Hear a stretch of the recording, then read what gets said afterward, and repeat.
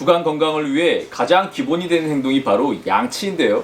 우리가 양치 후에 아무 생각 없이 하던 행동들이 구강 건강에 악영향을 미치고 있었던 분들도 있고, 또 별로 어렵지도 않은 간단한 방법을 통하여 양치의 효과를 극대화시킬 수 있는 방법도 있습니다.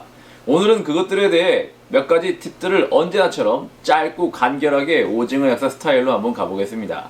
먼저 양치와 함께 했을 때 도움이 되는 것들부터 한번 알아볼게요. 첫 번째는 바로 고치법이라는 정말 가볍고 쉬운 운동입니다. 양치 후에 가만히 앉아서 아래턱을 움직여 윗니와 아랫니를 이렇게 30번씩 부딪혀 주시면 됩니다. 이 운동은 동의보감에서 평생 치아의 병을 모르고 지내게 된다고 할 정도로 극찬을 하는 잇몸 건강법 중 하나입니다. 이 고치법은 구강 건강뿐 아니라 치아의 가벼운 운동을 통해 말초신경과 중추신경을 연결하는 신경 네트워크를 자극하여 뇌를 활성화시킵니다. 그래서 이 고치법이 치매와 같은 뇌질환에도 긍정적인 영향을 줄 수도 있다고 말하는 학자들도 있습니다. 한의학뿐 아니라 서양의학에서도 껌을 씹으며 턱관절을 움직이는 행위가 단기 기억과 같은 인지 능력에 도움이 된다는 실험도 있었을 정도입니다. 무엇보다 이 방법은 돈이 한 푼도 들지 않고요. 시간은 1분도 걸리지 않습니다. 정말 쉽죠? 양치와 함께 도움이 되는 건강법 두 번째, 오일 풀링입니다. 오일 풀링은 천연 압착한 식물성 오일을 입에 물고 15분에서 20분간 가글을 해주시는 것인데, 생각보다 시간이 너무 오래 걸리기 때문에 저는 하다가 중간에 포기했습니다. 하지만 습관으로 자리를 잡으면 정말 구강 건강에 유익한 방법이니 해보실 수 있는 분들은 한번 시도해 보시는 것도 권해드립니다. 그런데 이건 정말 해본 사람만 알 수 있는 것인데, 오일 풀링을 시도하는 15분이라는 시간이 꾸준히 하기에는 너무 어려운 시간입니다. 그래서 알려드린 정말 쉽고 간단한 방법 세 번째, 많은 분들이 영상을 보시면서 뭐 뻔하지, 소금 이야기 하는 것이겠지 라고 생각하시겠죠. 하지만 오징어 약사가 누굽니까? 건강에 소금이 도움이 된다는 것은 누구나 알고 있습니다. 하지만 수많은 소금들 중에 어떤 소금이 가장 치아 건강에 도움이 되는지 알려주는 전문가가 있었나요? 구독, 좋아요 감사드립니다. 인간의 구강에는 350여 종의 이상의 미생물이 서식하며 이 중 30여 종은 상시 존재하고 있습니다. 이 중에서도 스트랩토코커스 상기니스와 스트랩토코커스 뮤탄스의 경우는 치아 오식증과 치주 질환에 직간접적으로 가장 밀접한 영향을 끼치는 균주로 알려져 있습니다. 이 균주들을 대상으로 천일염과 정제염, 주겸을 가지고 실험을 했는데요.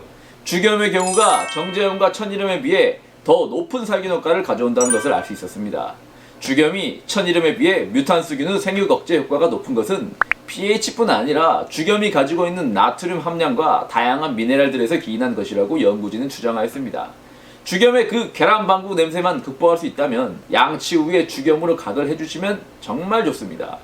미지근한 물 3분의 1컵에 주겸 3분의 1티스푼 정도 넣으시고 조금 짜다고 느끼실 정도로만 만드신 다음 30초 정도 각을 해주세요. 횟수는 제가 잘 아는 치과 의사 선생님께 여쭤봤더니 주겸 가글도 너무 자주 하지 말고 일주일에 5번 정도 하는 것이 좋다고 하니 최대한 보수적으로 하루에 한 번 정도 취침 전에 해주시는 것이 적절할 듯 싶습니다. 그렇다면 양치 후 하지 말아야 할 것들에 대해서 한번 알아볼까요?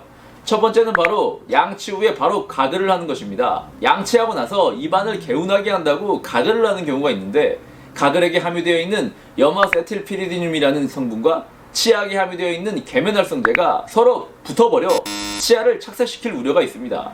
그리고 단지 착색뿐 아니라 양치 후 치아에 남아있는 불소 성분이 가글을 해버리면 다 씻겨져 나가버립니다.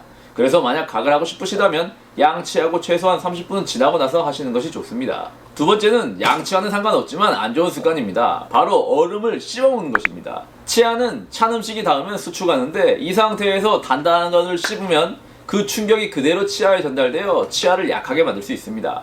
그리고 같은 원리로 찬 음식을 먹었다, 곧바로 뜨거운 음식을 먹었다, 이것을 반복한다면 이것 또한 음식과 치아의 온도 차이로 인해 치아가 손상될 수도 있습니다. 오늘 이렇게 구강 건강에 도움이 되는 것, 구강 건강에 해로운 것 간단히 알아봤습니다. 많이들 알고 계시는 정보일 수도 있겠습니다만 이번 기회에 더 확실히 숙지하시는 계기가 되었으면 좋겠습니다. 그럼 오늘도 건강한 하루 되세요. 안녕. 미지근한 물 3분의 1컵에 주겸 3분의 1티스푼 정도 넣으시고 조금 짜다고 느끼실 정도로만 만드신 다음 30초 정도 각을 해주세요.